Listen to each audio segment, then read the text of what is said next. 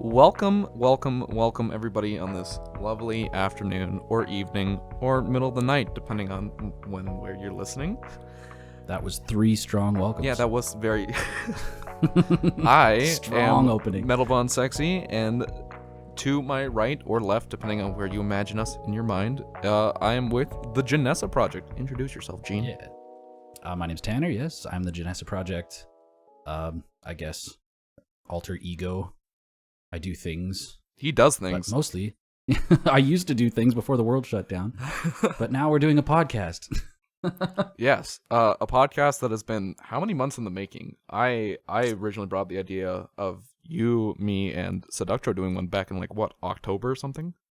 Yeah, well, it's actually harkens back to how lazy and complacent quarantine has made us all, really just talking about ideas for ages and then taking months to even pull the trigger. But here we are. And yeah, no, I was just like, you know what? Fuck it. Let's jump the gun. You know, we don't need to have a 6-hour meetup. Let's just go right into it, and see what happens.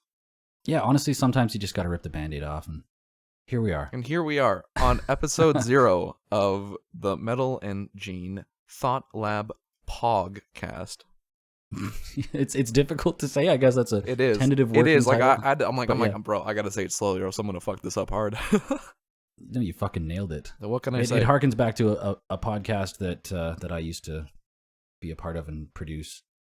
It's been years now. I miss it. But according to your SoundCloud, it's been 4 years. 4 years. Yeah. We did one episode not that long ago, just out of the blue to help promote somebody's drum and bass live stream that was happening. It was a lot. No, it wasn't even a live stream. It was a show. Like a live show? We wouldn't have been. Yeah, because otherwise we wouldn't have been sitting at a table with these people promoting their live stream, because that would have been breaking quarantine. Bad. Yeah, it was before. We respect quarantine. It was before COVID. Yeah. So it's been a while, but I used to do a podcast called the Genesa ThotLab Pogcast, and it was Western Canada Music Festival centered, interview based. Shoot the shit. And now it's 2 idiots all across Canada. You got that diversity. No longer Western Canada. Yeah. So this is my first time doing a podcast online, right? I've always done all of our episodes were always sitting at a table with 4 microphones or whatever, and having the guests across from you being able to share a glass of whiskey. Remember when you could share a glass of whiskey with someone? No, never. I don't like people. I just all the various ways we used to swap spit. That's fucked up. Oh, now you got me thinking of, oh no. Damn it, Gene. Well, and you know what? You're pretty experienced with podcasts. Meanwhile, you have me here. This is my first time ever on a live. Well, I'm not really live, but you know what I mean. My first time sitting down and actually recording something like this. We're both content I would make creators. a joke about popping your cherry, but you are underage. Yeah, so. Yeah, that's not a good idea, Gene. Yeah, no. I cannot wait until you are at least, because you're 17, correct? Yes, I am 17. Just doxing your age. I know. But I cannot wait until you're 18 so that all the stupid jokes on Twitch can just go to bed. Yeah, I know. People just constantly bully me, especially in Seductro's chat. They bully me for being just a kid still is what they call me, the Zoomer. Well, I know. I mean, I do it too, but I do it out of love. Yeah. Sure. That's what he claims to, but actually he bullies me horribly. All right. Well, we might as well start with proper introductions. Of course. What is it that you do, and where do you do it? Where do I do it? Well, sometimes if I'm not at your mom's place doing it, I'm actually back at my. Oh. I'm actually back here in my lovely studio in a home we rent because we are poor. That's a joke. Yeah, no, I'm a Twitch streamer and a YouTuber. I'd call myself full time, but I'm not full time at all. In fact, I'm one of the laziest people I know who takes almost 2 weeks between videos. Oh no, no, shocking. This is what we call a hobbyist. Yeah, no, exactly. It is very much having a hobby is fucking very healthy. So, and yeah, no, I've been doing. When did I start Twitch streaming? I think about 2 years ago, maybe. Yeah, no, it's been a while now. Since not a while, but you know what I mean. It's been something I've been doing for a bit. Started YouTube not even a year ago, actually. Yeah, you've been YouTube creation for yourself and others, right? Yeah, I did a bit of editing work for Seductro as well as It's the Chin. Both those very fun, Rusty Boys and Chin. I think I forget what he played. It was that one, not Sekiro, but like a Souls like. It was a new Ghost of Tsushima or whatever. Yeah, so Ghost of I did a Tsushima. bit of editing for them to do those videos. I'm still doing a bit of like like paid editing here and there, but not as much. I've been trying to focus on my own like channels and branding just with Yeah. going like post secondary, trying to get into college, whatnot. I've been super busy, so I haven't really had the time to do that.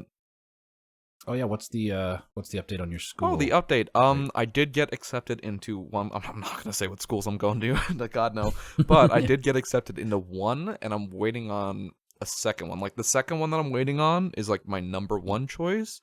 But Right, so you're still waiting on that? yeah. But like the one I've been accepted into, I'm like, yeah. If I had to go here, it's a little fucking isolated, but I'd be. And explain what you're going to school Oh for. yeah, I should probably. I want to audio engineering. Sound design. So like really just specifically more of like I'm more interested in like the studio work, being like your little what's your sound guy, or like your sound guy. Yeah, like a soundboard jockey. Yeah, stuff like that is it's definitely what I'm kind of leaning to a lot more of, and it's something that really interests me. And to be honest, up until like I don't know 7 months ago, I had no fucking clue what I wanted to do, and I thought, hey, Yeah. something I'm interested in, something I'm slowly learning, and I thought, might as well, jump the gun, go for school for it. Well, like what's the worst that Well, happens? yeah, you're 17. So you're out of high school, right? No, I still have like not half a year left, but I guess I'm done in Yeah, June. so you're killing it. You're like setting up your post-secondary for something that you would like to go to for, a career, and you're not even out of high school yet. Like, trust me, there's a lot of people that don't at least take that step. So you're ahead of the curve. Oh yeah, I have plenty of friends who like I know are gonna be taking a year off and they don't even know what they want to do yet. And that's Oh, what scared me the most. actually, here's an interesting topic. Have you ever heard of the concept of a gap year? Yeah, I know what a gap year is. Yeah, so I didn't know that this was a thing for most of my life, and apparently in some parts of the world, a gap year is much more popular, and like in the UK or in Europe, a gap year is almost commonplace, like everybody does it. Yeah. And I guess to explain for anybody who doesn't know what a gap year is when you finish your normal grade school, before going to post-secondary of any kind, you take an entire year off that you usually either you or your parents have saved up for a while, and you go traveling for like 4 6 months in various different places just to try and like fucking drill some culture into your brain and like realize that there's something else other than just the town you grew up in, and it helps inform your choices as to what you might want to do, because who knows, you might not know what you want to do because you have like a very fractional view of what there is to do in the world, or what the rest of the world is like. So I wish in Canada that like people taught kids about a gap year a lot Yeah, more. like It especially like sounds being in like, high school now, they're very much like gap year. Oh, that's you're gonna take a gap year and you're never gonna come back. And then you're gonna do heroin and be homeless and fucking die on the street. Like, don't take a gap. Like okay, maybe not to that extreme, but they definitely make it seem like as if taking a gap year is like a bad thing. Like you don't want to be taking a gap year. yeah. And I'm sure a certain percentage of people that take a gap year probably fuck their whole lives up because they're just like, woo, Yeah, they Thailand, I'm just never like don't coming come back. back to school. Yeah, but as if you go into it with the intent of like, I want to go learn about the world and come back and then dig into what I want to do. If you do that properly, like I believe you end up as probably just like a more quality human being, Like I feel like especially going somewhere in the world where you see like impoverished, like, third world countries or something, just knowing that, like having a little bit more outlook and compassion on like what the rest of the world is like, rather than just coming out of school on these rails like you think, fucking some small town in Quebec or whatever is like the entirety of the world. Oh yeah, I think the best way to do that though is rather than taking like I know like a full year and starting in like the June of the next year or like September of the next year. I know a Yeah. lot of programs offer late starts. Like I had the option for actually one of my programs where I could start it in I think it was like September, or I could start it in like March. And that Yeah. gives you all that opportunity. Now, of course, like I said, I want to go to school. I want to not that I want to get it over with, but like I want to go right into it. I don't want to like like I don't want to be wasting any time, I don't want to be wasting any money. Like I just want to kind of like jump right into things and get it done. So I didn't really even like consider that, but like I think that's the best way to because you're not taking a full gap year, but you're definitely giving yourself those couple months to go into and like experience Right. parts of the world. But I think like that whole I know like people who take like the gap year but don't actually apply to the schools until like this time next year, you know what I mean? And I think that's not a Yeah. good way to do it, because at that point it's like I guess like people might start getting in their own head like, do I really want to, I'm having all this Well, fun. yeah, that's an interesting thing. Like, do you start applying for schools before you leave, and then come back and still do the thing that you planned on doing, or do you go and muck about for a bit and then come back and then start looking for schools for the things that you've recently discovered? And yeah, Like, I think that personally, it's better to do the first thing there. Like apply before you leave. Make sure that when you're coming back and starting, I guess, your post secondary. Just because, like I said before, like I think it's really easy to get caught up into that sort of like whole, just not wanting to go back. Like yeah, like getting a taste for that freedom. Like I said, I know people who are even taking gap years now that like, bro, they're not going back. yeah. That will. Oh yeah, and well, now that I introduced myself somewhat, well, why don't you tell us a bit about yourself, Gene? Who is the Genesa Project? The Genesa Project. Well, okay, so I myself, my name's Tanner. Um, in regards to like our everyday job, like I'm a carpenter by trade. I'm a finished carpenter. I build things. I make things look nice. But Genesa Project was a project that my wife and I, Kali, started. It started out as like purely event production. We just decided to start throwing electronic music events. We wanted our series of events. Originally, it was called the Genesa series, and it was supposed to be fundraisers for our wedding. We were going to throw shows, and they were all going to incrementally lead up to what was supposed to be a music festival for our wedding. Instead, you just had a pirate themed wedding instead, didn't you? Yeah, I mean, we had definitely like Kali is obsessed with Captain Jack Sparrow, so we actually had a fucking Captain Jack Sparrow impersonator at our wedding. Like, it was our MC for the reception, and during the ceremony, we had him in full costume drunkenly stumble through the fucking ceremony. Like, my grandma, like, there's certain members of my family, most of my family didn't know that this was going to happen. We kind of set it up as just a joke.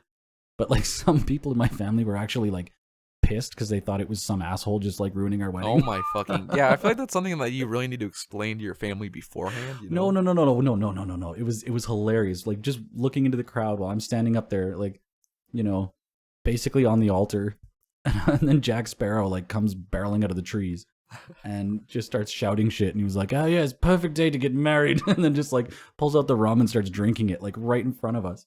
And my grandma, like just looking into the fucking stands and seeing my grandma just scowling and being like, "This is an abomination." And then later on being like, "No, Grandma, we planned that." It was okay. Well, at least you told them afterwards. Actor. It was like they've been going for years, thinking some random asshole just like bombed your wedding.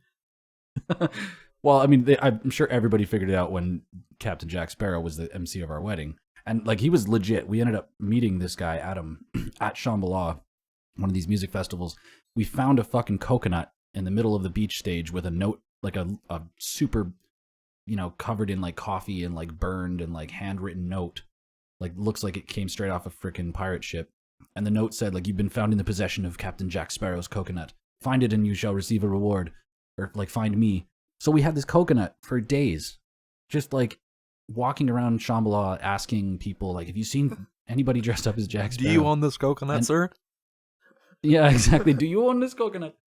But we looked for days, and people were like, "Yeah, dude, I saw him last night. He was over here," and like we were on his tail for days, and we finally, Kali bumped into him, and she was like, "Take me back to your camp. I want my reward." And so we went back, and of course she thought she was gonna get like something worth the fucking trouble we went through, but he just like dropped a couple chocolate coins in her hand and he was like, "All right, now fuck off." Oh my god, Jesus Christ. And we bumped into this guy multiple times over the years, and I can't even remember how we got I think he actually reached out and asked if he's like, "Do you want me to MC your wedding dressed up in the Captain Jack costume?" And we were like, "Oh my god, that would be amazing!"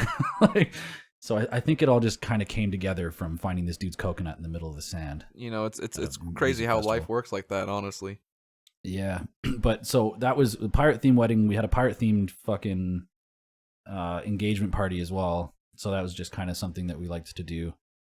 But the Genesa series was supposed to be like a series of shows that were supposed to raise money so that we could host a music festival where we got married. But we started to realize after hosting events for a couple years that hosting events is no way to make money. No way to fundraise unless you have, like, you know, there's certain situations where, let's say you're getting your venue or you own a sound system. But like if you're renting a venue, renting a sound system, renting, you know, a sound tech and like doing all of this stuff and then trying to leave your ticket prices at a reasonable spot where people could afford them, it's very difficult to get rich. Well, at that point, you'd almost be like not losing money, but you wouldn't, I feel like, be making a significant amount back. Oh yeah.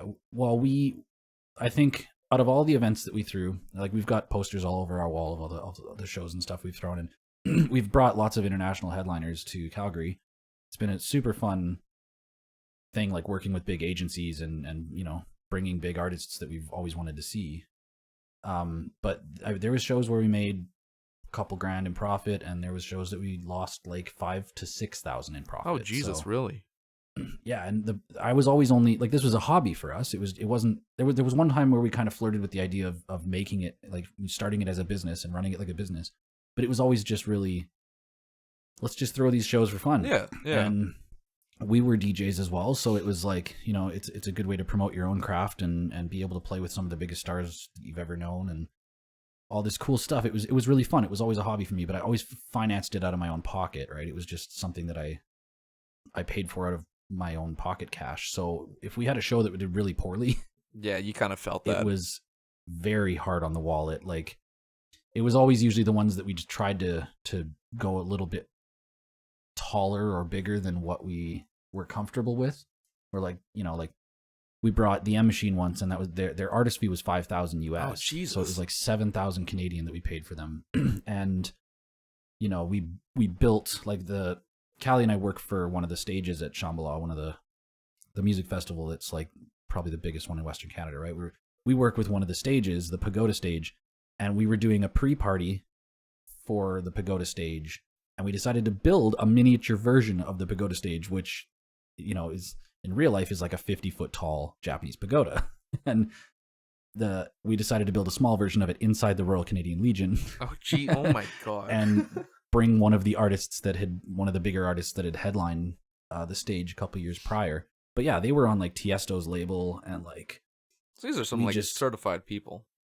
Yeah, but because they were on a big label and because this and that, like their management was basically like, yeah, we're not doing it for anything less than $5,000. Which, I mean, like, it's expected of like a big artist like that, like someone like he was. Yeah, and it's a pair of them, right? And so that was one of those shows that even though the dance floor was full, we just misjudged the fucking, like, we didn't sell out. And I think we budgeted to try and make money with the buffer being too close to sellout. Yeah. You kind of need to have your safety net at like the 65% capacity, right? Yeah, like you don't want to be under that sort of assumption that, oh yeah, this is going to completely, like, you know, be jam-packed and we're going to have no physical room left in here. Like, yeah, I think and another thing, like the music industry in general, like concerts or DJ shows or whatever, like just live music events, sometimes the ability to sell like X amount of tickets is dependent on the economy too. Like if everybody's fucking broke because the economy is shit, like nobody has a job, then it doesn't matter how famous of a person you bring, you're not going to sell all your tickets. Oh, exactly. Like, yeah. I mean, we can even like look at that just like historically, like even like big name artists, like something I always find interesting is you know Dimebag Darrell from Pantera, when they started up Damage Plan, his final venue, like it was something that could like capacity of 600 people and there's like 200 people inside. You think for Dimebag Darrell, of all people, lead guitarist to Pantera, you'd think like he'd be selling out massive shows, but no, like, you know, a 200 person like show for your final show that you got killed at, like Not, I don't want to sound like I'm shit talking. Like, but what, you know what, you get what I'm saying though. I don't think he planned for it to be his final show. No. if I recall correctly, Dimebag got shot by somebody who was Nathan Gale. claiming. Yeah, he was claiming that Dimebag was stealing all of his riffs. Nathan was the guy was fucking actually psychotic though, apparently. Yeah, he was just having a psychotic slip, and like this has actually happened to many different artists. I think Mark David Chapman was the guy who killed Lennon, right? And I don't really know the only thing I know about Lennon is he actually died the same day as Daryl, just like 20 something years apart. What? Yeah, December 8th. Because whoa, yeah, both on the same day, shot in the back of the head, which I think is kind of creepy. A weird coincidence. That is kind of creepy. I know that. And for similar reasons, okay, that's kind of fucked up. Yeah, no, it is fucked up. But I think more so the guy that shot Lennon was pissed off at the message, like especially after Lennon came out with Imagine, and this dude was just basically like, "Fuck you, you're not actually like practicing what you're preaching," and thought that was enough of a reason to end his life.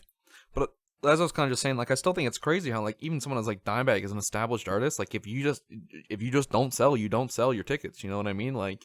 Someone is what? So you're saying that Dimebag was like would already Damage losing? Yeah, like with Damage playing, like I said, like for a venue for like one of the most iconic guitarists of that time to sell like 200 tickets to a venue of like even like one that could capacitate like 600 people, like that is not even 50%.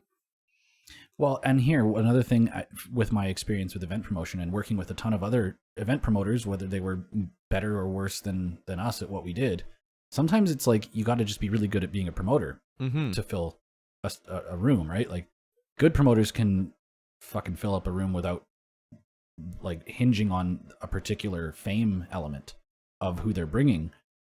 And like, you know, they're like less accomplished or like less capable promoters can bring someone super famous and nobody hears about it. Oh yeah, no. So like it's a weird dynamic. It was a lot of fun, but it ate up fucking all of our time. That's for sure. So, and then you guys focused to just being performers, or like what's Yeah, I mean we like being DJs.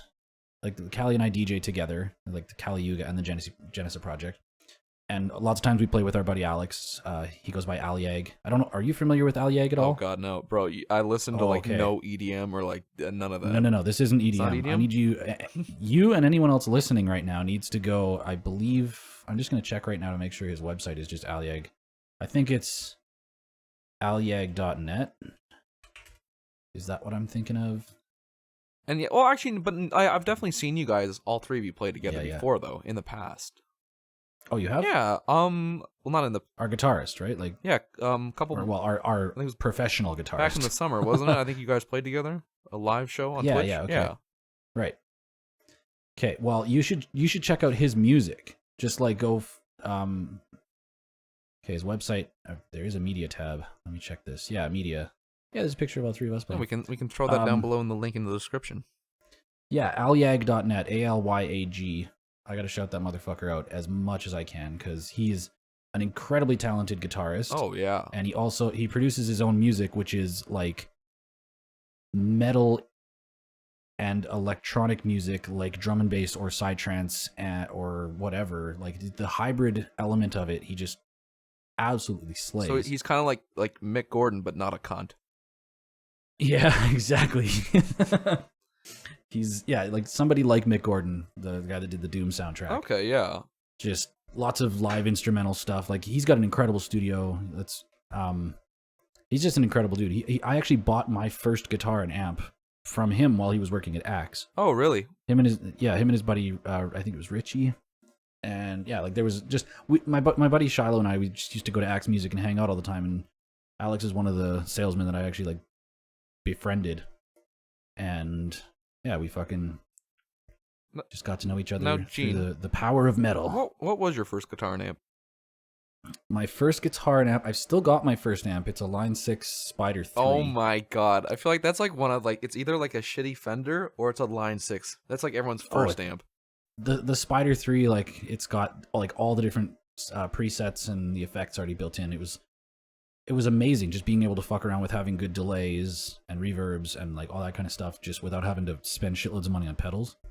So actually, it's a great amp. It's funny you bring that up. My buddy Leo, I think it was his first amp or I think it was his second amp maybe, and he says like, or no, I don't remember the story. If I ever get him on here, I'll have to get him to talk because it's funny as shit. And he told me about how like with that, to get his amazing top of the quality, like 13-year-old guitar tone, was he would just get like a Boss Metal Zone and run it in like a fucking shitty like line, like not even like the good like line 6 amps, like just like one of the really, I guess, lower tier, like shitty quality. Like it just wasn't a good amp, he told me.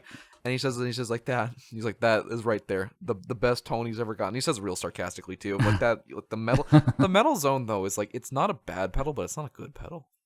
Yeah. Well, okay, so my first guitar, I don't know if you're familiar with this, but I'm sure you'll love it. It was an ESP LTD F350. Is that the V? No. Well, I know the LTD. Like I know. Google the image because I'm sure you'll love it. Because I was just like, it had a big Slipknot sticker on the back. Like I was fucking. And what was it? It was an LTD what? LTD F350, black. F350 guitar. Floyd Rose. Oh, one of these. Okay, yeah, I know. Yeah. They're. I fucking adored this guitar. I loved it. I only sold it like four years ago, maybe. Really? You sold your first guitar? How could you? Well, I don't know. I guess I never should have. But when I met Kali, she had a cherry Les Paul. Which is a sexy fucking guitar. I love you guys' cherry Les Paul. That was like, okay, I love this more than I love mine, so we can just get rid of the other one. And then since then, we've bought, the one we bought recently was an Epiphone Explorer. It's the Lizzie Hale signature series. It's like white and gold trim and everything. It's just, I love the look of an Explorer. That's why I ended up getting... it's all blinged out in gold like that. Oh my god, yeah. That's why I ended up getting the Jackson Warrior that I got back here on my wall, is because I find with Gibson, my biggest issue with Gibson is I bought a Gibson Les Paul Studio 2016 model, faded cherry, very nice. It was I think it was like my first high-end guitar. I've actually put in the Zach Wild EMG pickup set. I actually put those in there now, and oh fuck, great guitar. But like after that, I'm like, no, I can't buy Gibson. I can't afford this shit. And that's why I ended up like going with like Jackson is a fantastic guitar, but for metal guitars, it's a lot better. But like, yeah, no, like I love the Explorer, but my god, is that Warrior a sexy fucking guitar? And it's like a reasonably priced too. Yeah, I mean that's why the Lizzie Hale one, we went in there and we were looking for a new guitar. I just wanted something that was nice and crisp and punchy. Like I felt like we were thinking about upgrading the Les Paul, like making sure the pickups and the internals were just nice and sharp and good for recording. But then we were like, fuck it, let's just go look at other guitars, see if we can just pick up a second one. And I was looking at getting an actual Gibson Explorer because they actually had like the orange wood grain with the white pickguard one there. Oh, I know that one. Yeah, I just adore that. I used to have a knockoff of it by a brand called Hamer. Oh, I think I've heard of them before. It looked the same as that, but I ended up seeing the white one. It was like, okay, as much as I love the Gibson, like I really don't want to spend like $2,500 on a guitar right now. And another thing like too with that is like Epiphone, a high-end Epiphone is better than the low-end Gibson. I'm gonna be real. Yeah, that's why like the Signature Series Epiphones, my Alyag Alex, he works at Long McQuaid where we bought it, and he was like, honestly, like you're gonna get better value, way better value out of this Signature Series here. Like it's got basically all of the components are upgraded because the Signature Series are like the artist chooses which kind of hardware, which kind of pickups, which kind of internals that they want to represent them as a brand name type thing, right? Oh yeah. And he's like, you're gonna get a better guitar for half the price than buying a regular Gibson Explorer. But like sometimes just the fact that it says Gibson on the headstock is just gonna cost you $1,000. And that's the thing, is that it's like, if like going back, because like I said, I got the Gibson Les Paul. My second guitar that I bought, like my pro guitar, was, you ever heard of the company Charvel? They're owned by Fender. Yep. I got I think it's like the Sam Damas or Sam Damas, I don't know how to fucking pronounce it, but it's like the Stratocaster style natural wood grain, two double coil like humbuckers or whatnot, and that cost around the same price as the Les Paul, but I'm gonna be real, like it outperforms the Les Paul any day. And that's the thing, is like with Gibson, you are paying for that headstock. You're paying for that that headstock that always falls off. You're paying for it. Yo, what's funny is the first generation Lizzie Hale, like it's like the Hailstorm Signature Series Explorer, was the Gibson, So it was Yeah, she started the with Gibson, ones, then but she did the Epiphone line, right? Yeah. She went to Epiphone. Apparently, I was looking at the Gibson ones, and apparently they're like really bad for like the white paint like off gassing and like turning yellow. Oh Jesus, So really? they're not even actually built as nicely as the Epiphone ones. That's what I'm saying. Like, So, that's Gibson interesting needs to thing. fix their shit. They need to stop trying to be a brand name and like produce like actually good quality instruments. Oh, but they always will be, man. It's Gibson. The Les Paul is timeless. It is. The Gibson name is timeless. They can command whatever. I think it was Guns N' fan Roses service shit. really that kind of Yeah. like helped propel that brand name. Considering like that's like Slash's whole, because Slash is literally the brand ambassador for Gibson. Yeah, it's true. Like that's I think like and that's the issue is that as long as they have like those big names like that, they're helping like, oh yeah, I love Gibson. Gibson's so good. They're not paying me to say this at all. Like as long as they have that shit, Gibson, I do sadly think will keep going up with this bullshit that they've been doing for the past couple of years of releasing overpriced shitty instruments. I've been told though like 80s Les Pauls is like where they peaked for like actually quality. Yeah, I could imagine. So if you had like not so much budget, but like if any guitar in the world was free, any guitar, which one would you choose? Like where would you go? And I guess that could be an existing guitar, or that could be like, I mean, I'm sure you're aware of like how artists like Devon Townsend, for instance, have gone and like had custom guitars made, right? Yeah. Like that's a good question. Is there one guitar in the world that would be your choice over anything? My choice over anything, I would have to say, that's a really good question. Now you got me fucking thinking. I would honestly, I think I would go with like a Jackson Rhodes V. After buying my Jackson Warrior, Randy Rhodes. Randy Rhodes is one of my like if I'd like do like my top guitar like idols, he is definitely my top 3, along with Dimebag and Zakk Wylde. Dude, that dude, he wrote so many famous riffs. Oh my god, Randy Rhodes is a legend. And like on only 2 albums, he made his name in the music industry. And you know what? After buying a Jackson Warrior, the only reason why I say Jackson Rhodes V is because I almost already have my sort of ideal dream. Like, we're not sponsored by Jackson, but like, Jackson, hit me up. Yeah, Jackson, give us money. No, like I absolutely, I got the Warrior X model. I would probably get like a Jackson Rhodes X model because like my Warrior is fantastic. Like if I had, so the Rhodes is the V, right? The Rhodes is a V, but it's not like your traditional. It's the one it's like one side's like shorter. It's the one that Children of Bodom, like Alexi Laiho, rest in peace. Yeah, that was real sad to hear. But yeah, no, it's the kind he plays. Yeah. And yeah, no, like, and the only reason why I say that again is also because it's like I already have a Jackson, but that one's tuned in C standard. There's not a lot of songs you're playing in C standard. Like you're playing Death Clock and like. That's it. You can play any song in standard, but metaler. Exactly. And that's honestly why I would say like just to have another Jackson, because if I'm to buy another guitar again, it's gonna be a Jackson. Like they're all. I would recommend anyone who's listening here that's like considering getting into guitar, don't know what like brand to go with, Jackson 100%, because you're getting a cheap and reliable instrument. Yeah, but like it doesn't feel cheap. Well, if I had to pick a dream guitar, it's between two. It's either one of Adam Jones's from Tool, one of his Silverburst Les Pauls, because apparently he has a collection of Silverburst Les Pauls. He did with Gibson, he buys them all the time.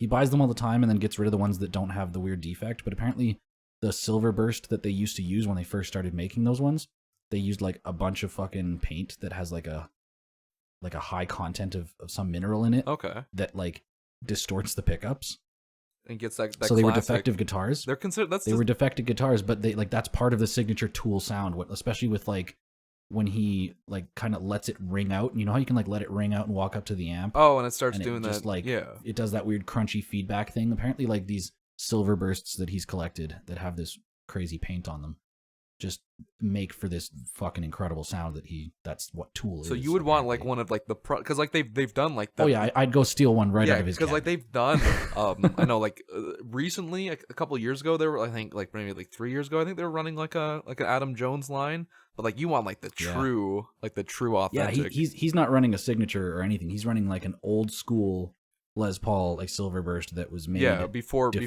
got from the factory. Before he got figured his, out. Okay. Yeah. What's your second before one? That Gibson figured it. My second one would probably be You're familiar with Devon Townsend? The only thing I know about Devon Townsend is that he's the inspiration for Pickles, the drummer. Right. Okay, so man, we got a lot to talk about if you don't know Devon Townsend. He's my favorite artist of all time. Oh, really? He was the singer for Strapping Young Lad. Oh, yeah, okay. He did the Devon Townsend Band and the Devon Townsend Project. He's currently not doing the Devon Townsend Project anymore. He's just producing solo. But he had a custom guitar made for his Ziltoid album, like that. You know that little sock puppet that we use on our live stream, or that little puppet. I think so. Have you seen that? We have like this little hand puppet. It's this little alien dude. That's Ziltoid the Omniscient. And Devon Townsend has made 2 albums now that are musicals. They're metal musicals based around this alien that has come to Earth and is going to destroy everybody unless they give him the best cup of coffee that ever existed. That is okay. Like, maybe I do have to listen to this guy, dude. He's a fucking comedian at heart, and Ziltoid the Omniscient is the most hilarious character he's ever created. And he got custom guitars made so that when he could perform like the Ziltoid tracks, he could have this nasty ass big, like something like a 34-inch like baritone 7-string V that has a smoke machine and lasers in it. Oh my fucking god. And like it's just super chunky and metal, and it's funny, and I would love to try it. You like, know, he's a taller dude. I can't imagine ever playing that guitar as proficiently as he can. But you know, I feel like if you had to steal one, I feel like I'd say like steal Devon's, because I mean like you just get a Les Paul, bro, and paint it silver, man. Well, and Devon's is like, I'm pretty sure there's only 2 of those in existence. Oh, like yeah. one and a backup, right? But yeah, that's what I do. But yeah, no, I didn't actually know that about, because I wouldn't consider myself a massive fan of Tool. Like, I was definitely hyped for the new album. I loved it. I thought it was fantastic. People who didn't like the new Tool album, those are just people who had too high of expectations. But Yes. like, I didn't know that about the his Les Pauls. I just thought that he just liked silvered Les Pauls.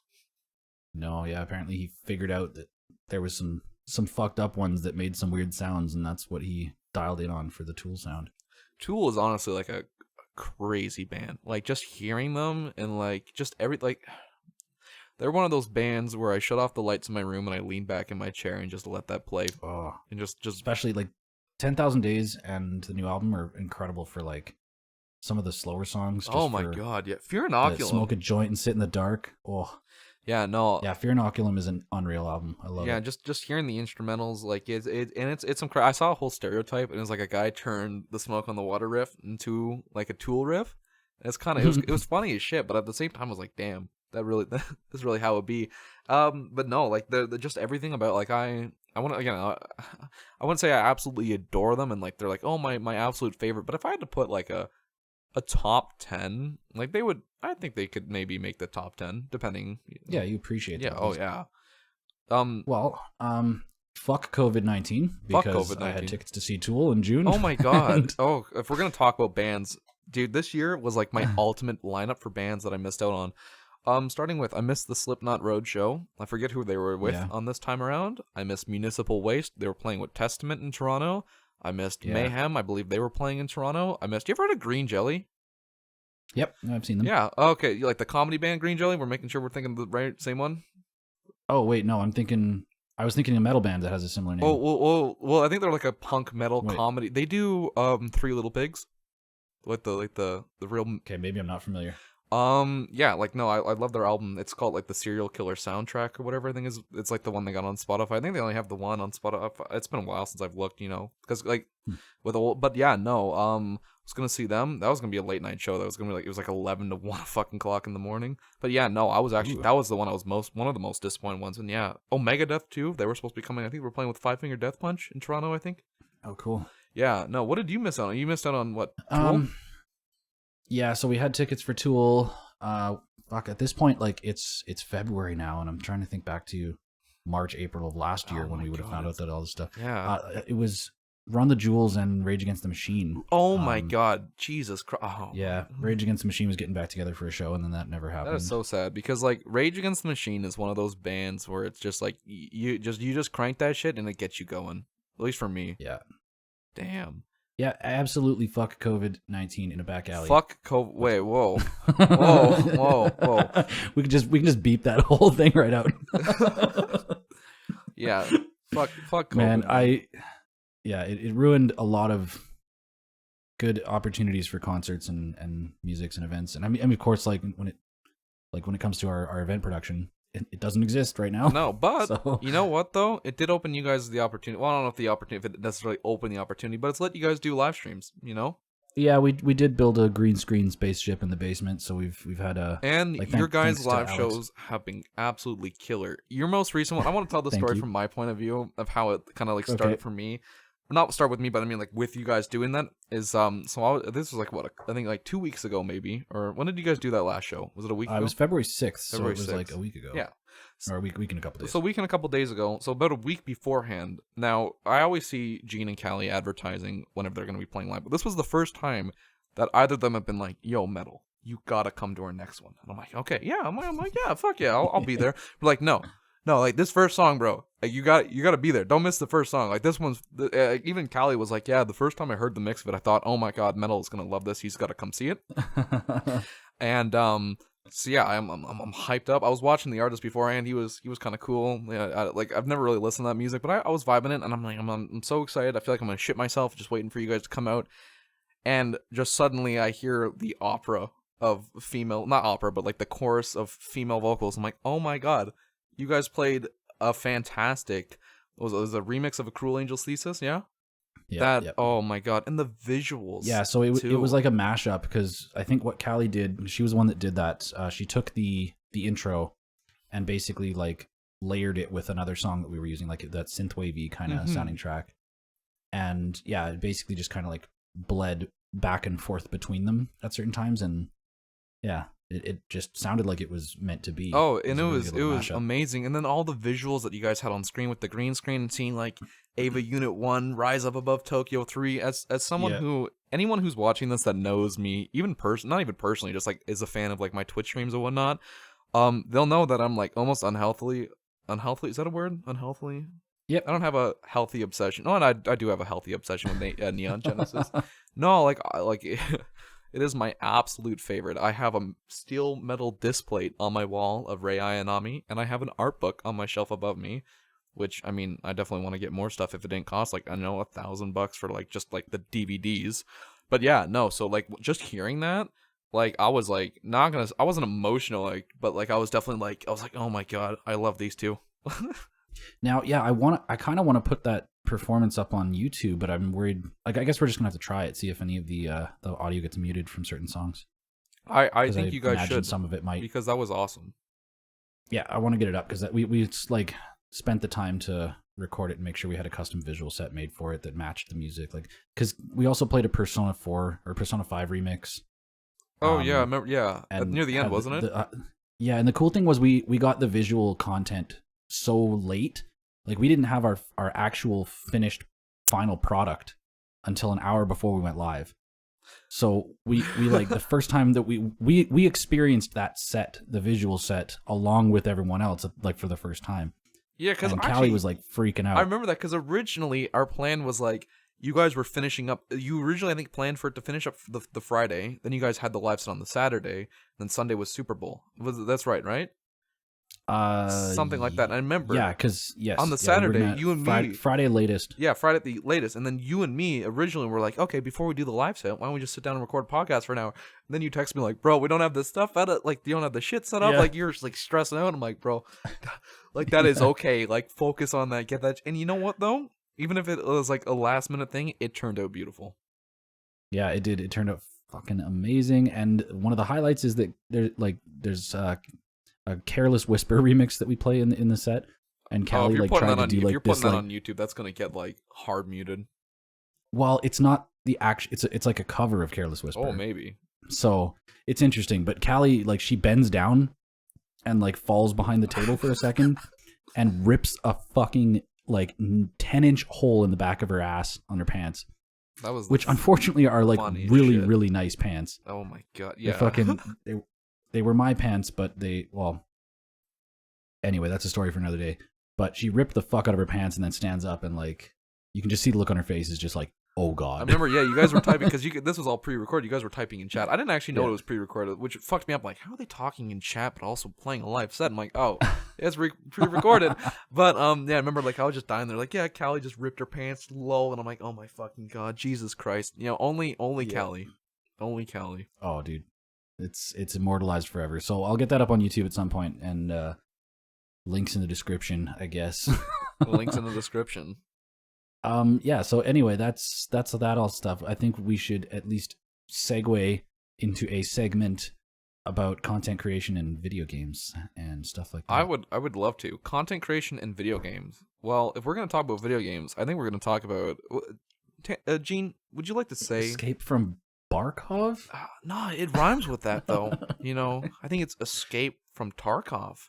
Yeah, I finally got Metal to try Tarkov, and Oh my God, it's weird because I didn't know if you liked it at first. You know, I didn't know if it was gonna catch, but then recently when I've heard you're like, oh no, I've been playing alone. I've been like, I know this map like the back of my hand now, and I'm like, yes, it has begun. Oh yeah, and that was like that's kind of how it started. Is that I just before the most recent wipe, you guys got me to play on. Like I think I started like 3 days before the wipe. You know, so it was just kind of more of like a get him on, get him to dick around a bit. Then the new wipe started. I played a tiny bit the first day, and then just I got super busy, so I didn't play for like 3 weeks straight. And then I just finally got into it. You guys are already like level fucking 30 when I started playing again, and I just started doing solos on customs. Customs is my favorite map right now, at least. I know that shit like the back of my hand. Dude, the map design in this game is just, it's unreal. Like, I think that's one of the best qualities of the game is the maps are just incredible. Oh my God, yeah. And like honestly, like, and Tarkov has always been a game I've been interested in. Gene knows that I worship General Sam. He is General Sam. I don't know about I know you find him pretty funny, but like I think he's one of the best. If I had to say like my favorite YouTuber, it is objectively General Sam. And like I remember for years watching his Tarkov videos, I'm like, this is so fucking funny. I eventually want to play this. And then suddenly Gene was like, yeah, we got Tarkov, been playing that a lot. You should get it 2 Metal. I'm like, oh yeah, I will. Yeah, I didn't know that you had that much context as to like what the game was all my about. God, yeah. I know about Tarkov. Like actually no, I remember when Node did a video on Tarkov like when it first came out and like the first like people started playing it like years ago. Well, not years ago, but like before I even started watching General Sam. So yeah, no, like Tarkov was always something I knew about. I just didn't want to get into it because I didn't have any friends who were into it. Well, I knew that it was a video game, but I had never really checked it out. Like I like to play Airsoft, and I've recently gotten back into it. This past summer, I played a bunch, and everybody was talking about Tarkov, right? And I guess it was getting back into Airsoft that led me towards Tarkov, because the last time I played Airsoft was before Tarkov existed.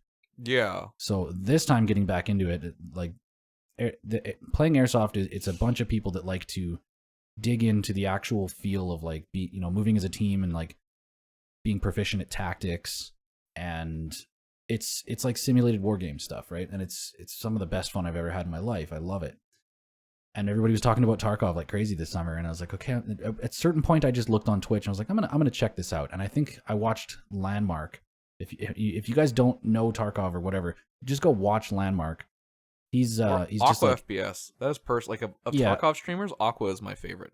Mostly because of how much like people make fun of him, but yeah, he is my favorite. Oh yeah, he is definitely like under people's heel for most of the jokes.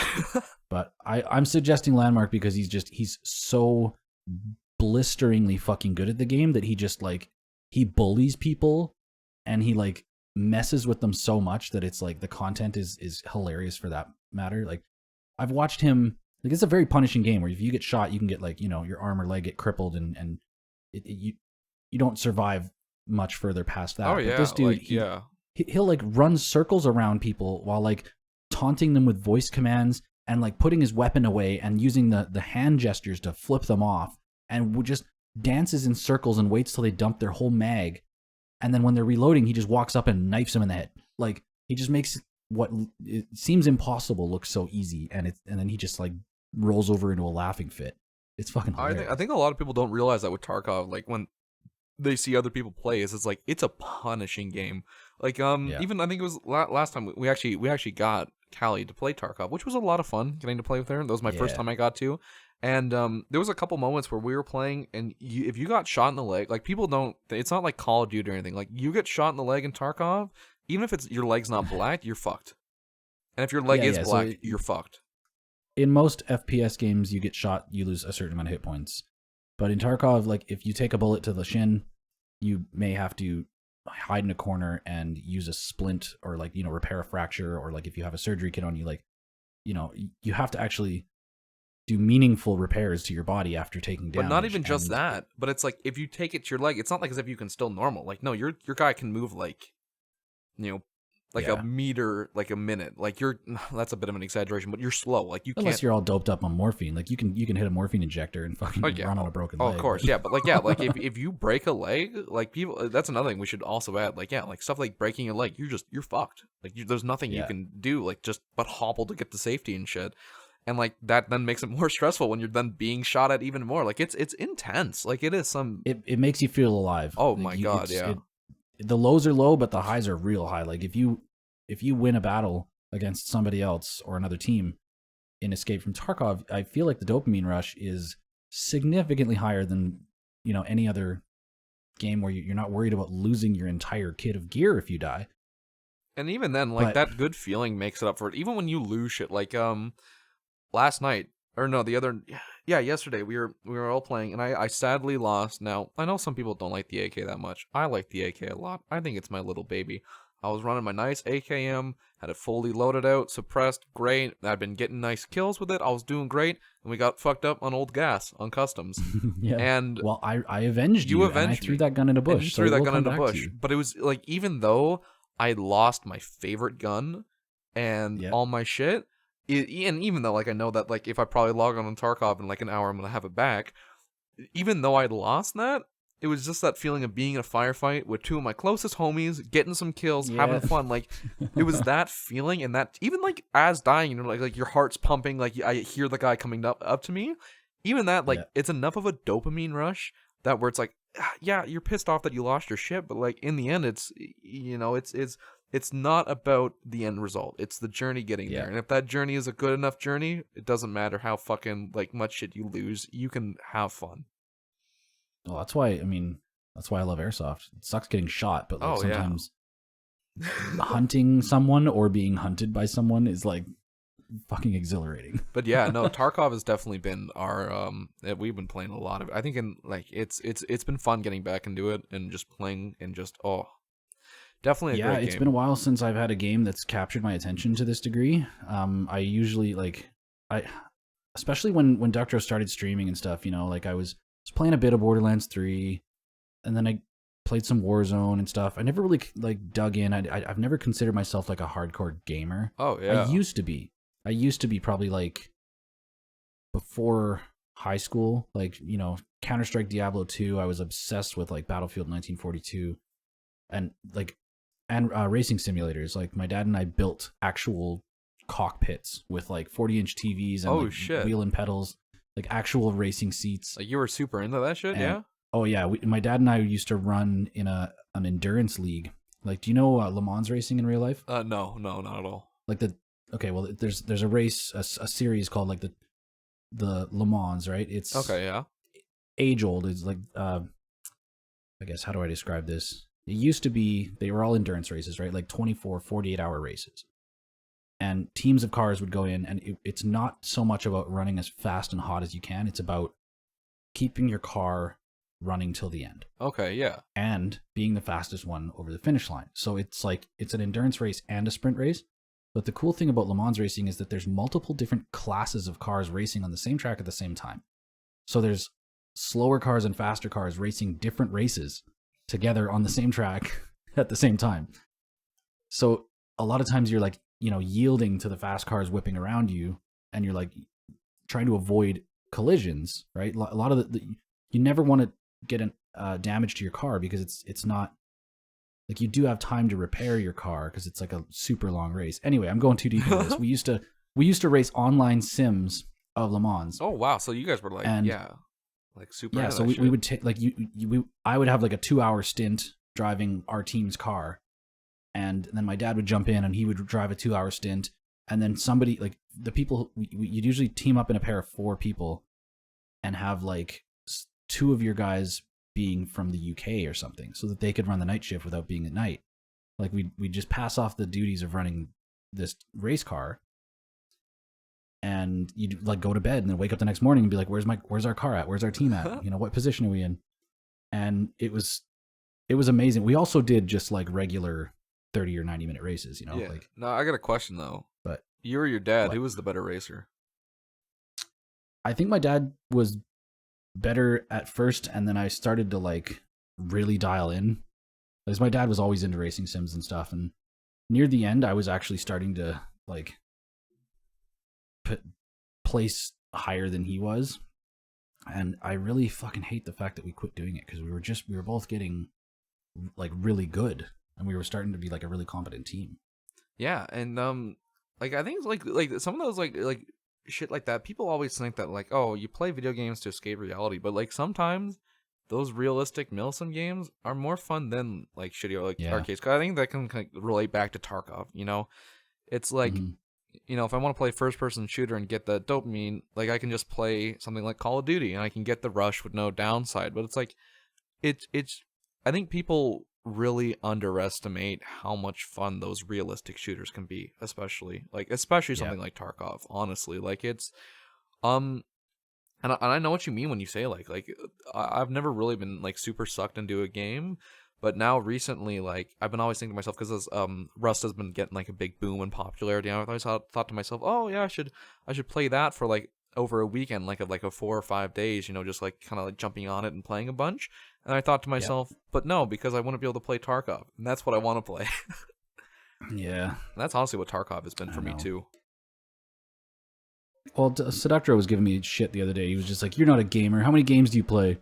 I was like, well, I'm only playing one right now, really. He was like, yeah, you're not a gamer. And I'm like, well, I don't claim to be. I'm just really excited the fact that I'm like enamored with a video game right now. Oh yeah, and like that's the thing, is that it's like you don't need to be playing a million different games. Like if you're satisfied with one, like that's all you need, baby. Like yeah, more than satisfied, man. I seriously just like on my way home from work, I'm just like, I can't wait to fucking get something in my belly and then sit down and Tarkov with the boys. No, honestly, and like, girls and girls now.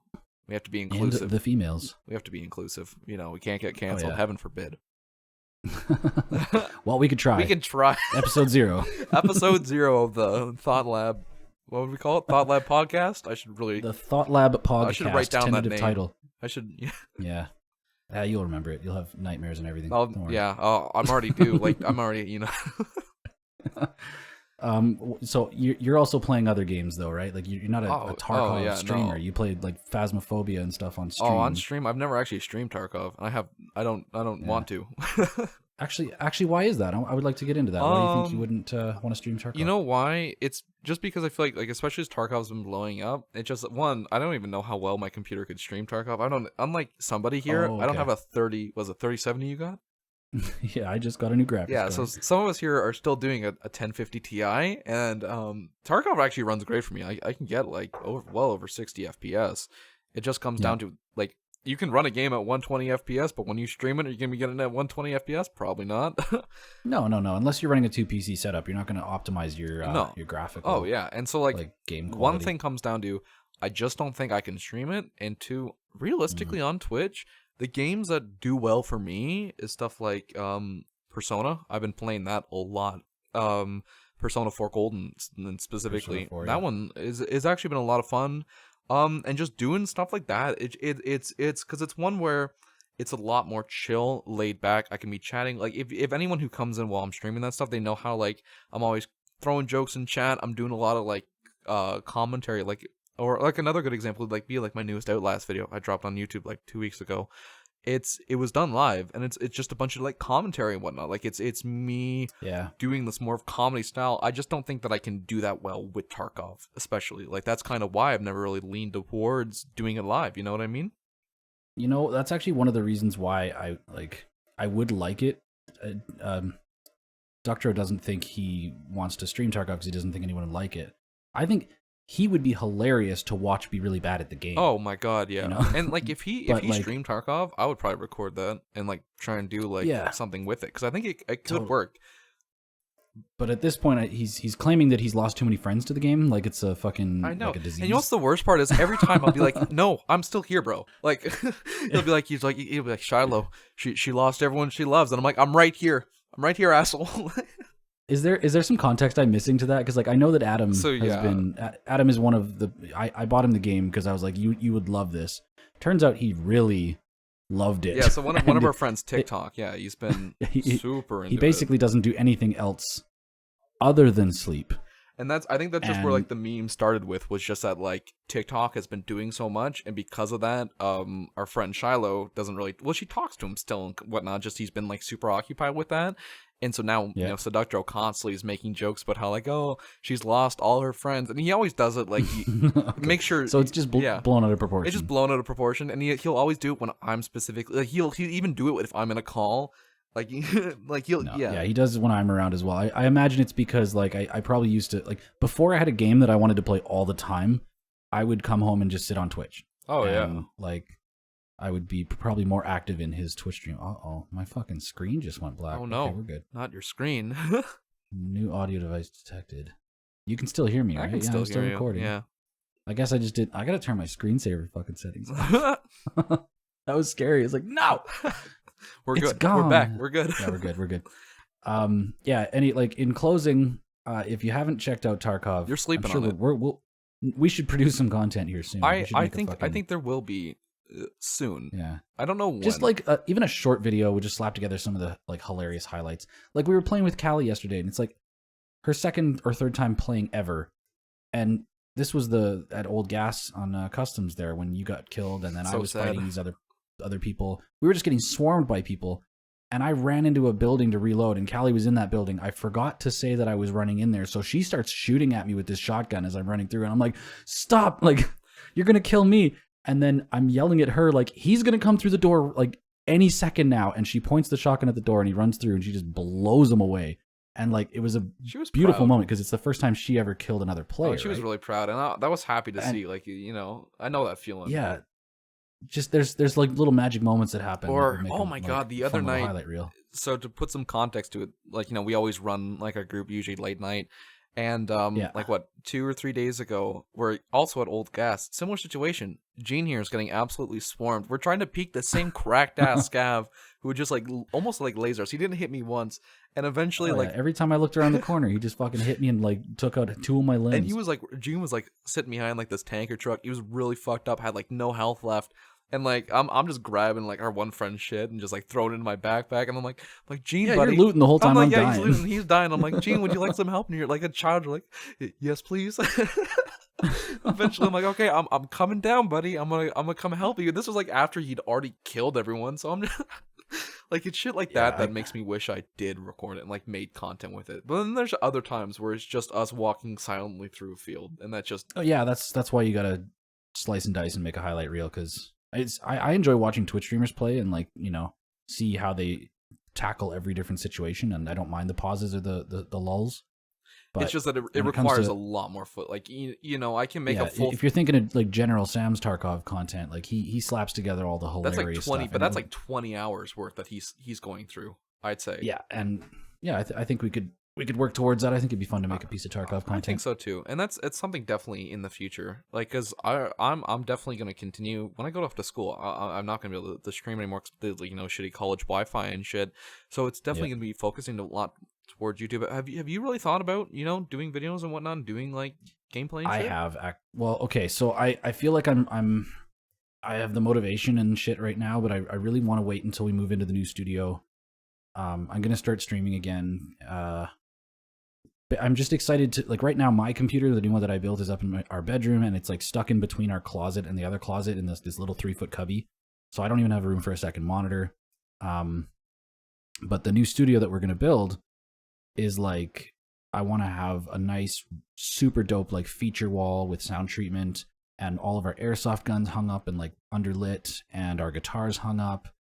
And I want it to just be like, I feel like we're gonna have a serious cave to do stuff in, and that's where I want to start digging into recording content. And that'll honestly be great to see. And I know, like, even like in our personal group, I know would like totally love to see some official like Genesa project, like some funny ass YouTube, because like I know that definitely like that.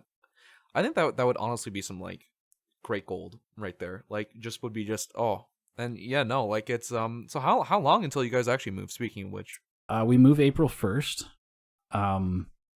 but they're going to be moved out like a few weeks before that. So I'm going to be going in and I'm going to be building a big entertainment unit. I'm just going to be like renovating the living room, making like a nice, doing what I do for my job, but like being able to do that at home to enjoy. Yeah.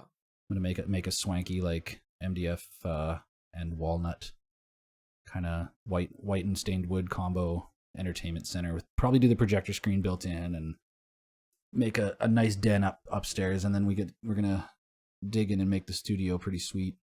It might take us like a few weeks or whatever to get it dialed, but spring 2021. Actually, speaking of moving, coming back. As of today, we're recording this actually on Valentine's Day. Funny enough, on the 14th. Yeah. In 2 days from now, I actually move myself. Oh yeah, shit! Yeah. You're like right on the cusp of now. Okay, so we're out of here. Is it cold out there? Oh, fuck yeah, it's cold. Actually, no, today's surprisingly warm. But it's not that we're out of the house on the 16th. Rather, it's just that we get the keys to the new place that we actually bought, and then we just where we're renting here. We have till the end of the month to fully move. Like the big move day, I think is on like the 25th is like when we're getting like the trucks and whatnot bringing. But like for the next 2 weeks, like just boxing up all this, anything that can go into a box and be driven over is what we're kind of gonna do for the first little while there. And then so yeah, like I'm not moving in 2 days, but rather we start the process of bringing everything over in 2 days, and it's gonna be like a new experience. And I'm doing the big brain move because I don't like 95% of the people that I know in person. And that's really fucked up of me to say, but no, like I genuinely, it's like, okay, yeah, I don't like you. And so my big thing is that where I'm moving, I'm not telling anyone. It's actually out of town too. I will say that. So I'm not telling it. Incognito. There's like 3 people, like people who I'm really close to in person that I am like genuinely, I consider one of my closest friends, but like, dude, I'm staying like there's no one's going to know. MetalVonSexy is going to disappear into the twilight.